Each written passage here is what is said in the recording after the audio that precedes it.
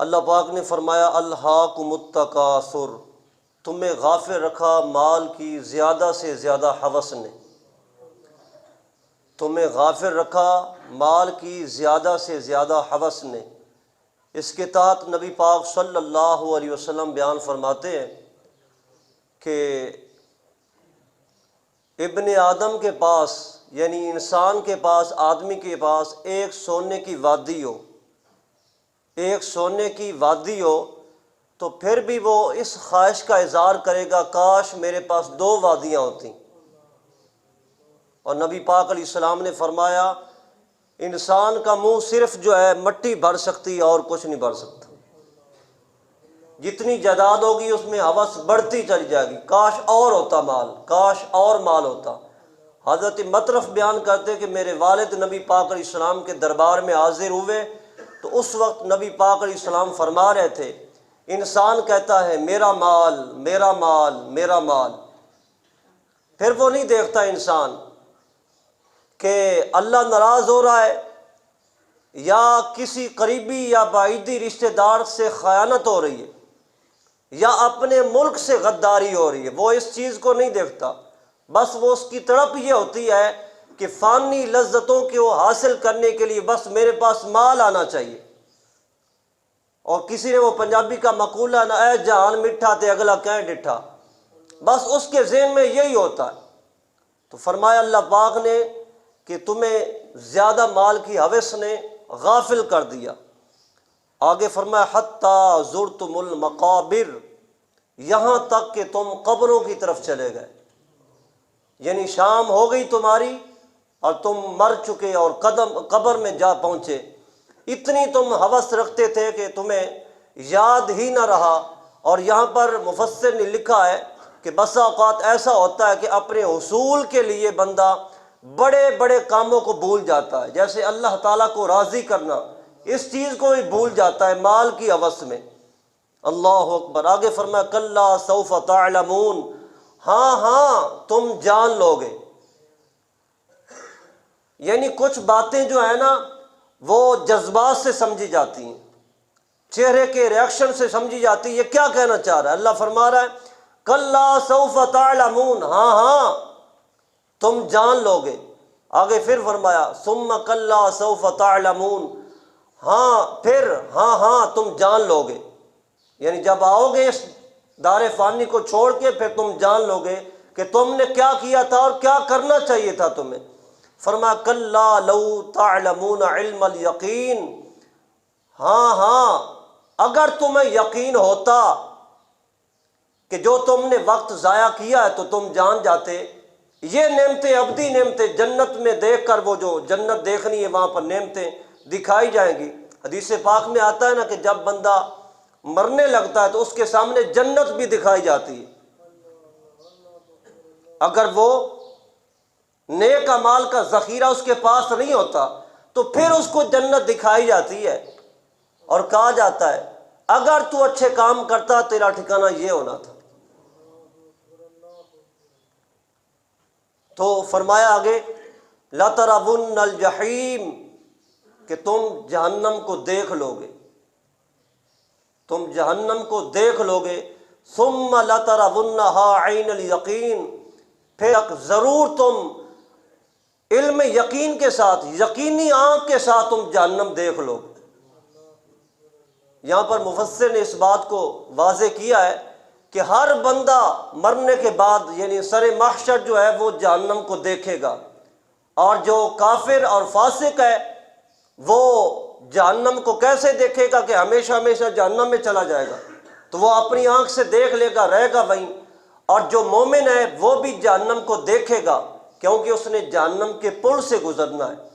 نبی پاک علیہ السلام نے فرمایا اپنے اعمال کے مطابق کوئی بندہ تو جہنم کے پل سے یوں گزرے گا بجلی کی سرعت کی طرح، تیزی کی طرح، اور کوئی ہوا کے جھونکے کی طرح گزر جائے گا، اور کوئی پرندوں کی طرح گزر جائے گا، اپنے اپنے اعمال کے مطابق جہنم سے گزرے گا، لیکن دیکھے گا ہر ایک بندہ، چاہے مومن ہے چاہے فاسق و فاجر ہے، ان کے دیکھنے کا انداز الگ ہے۔ آگے فرمایا ثم لتسألن یومئذ عن النعیم، پھر ضرور تم سے ان نعمتوں کے بارے میں ضرور پوچھا جائے گا۔ یہاں پر ایک روایت ہے، نبی کریم علیہ الصلوۃ والسلام اپنے کاشانہ اقدس سے باہر تشریف لائے اور سامنے حضرت ابو بکر و عمر کو پایا۔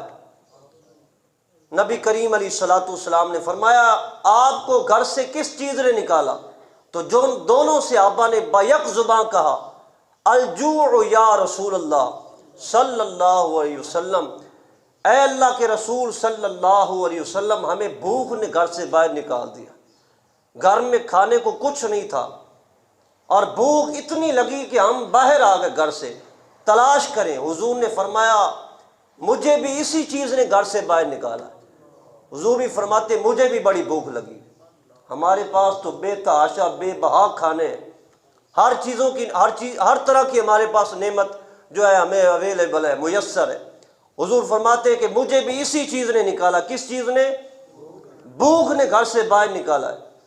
تو نبی پاک علیہ السلام اور دونوں صحابہ، کبیر صحابہ، جلیل القدر صحابہ، حضور کی معیت میں گئے چلے۔ آگے ایک صحابی کا گھر تھا جس کا نام ہے حضرت مالک رضی اللہ تعالیٰ عنہ۔ حضور ان کے گھر میں گئے تو ان کی بیوی موجود تھی۔ نبی پاک علیہ السلام نے پوچھا کہ آپ کے شوہر کدھر ہے؟ انہوں نے کہا حضور وہ ہمارے لیے میٹھا پانی لینے گئے، یعنی کھارا بھی پانی ہوتا تھا نا، اور جو میٹھا پانی سمجھتے یہ نہیں کہ وہ چینی والا میٹھا، اس سے مراد وہ میٹھا پانی جو صاف ستھرا کھارا نہیں ہوتا، نمکین نہیں۔ تو اور اس عورت کو تو چاہ چڑھ گئے کہ حضور آ گئے میرے، خوش آمدید، جی آئیں، اہلاً و سہلاً مرحبا صلی اللہ علیہ وسلم، حضور تشریف لائیں ہمارے گھر میں، آپ ہمارے گھر میں آئے، مہمان آئے، جس کے مہمان حضور بنے ہوئے چاہ نہیں چڑھیں گے تو کی ہوئے گا۔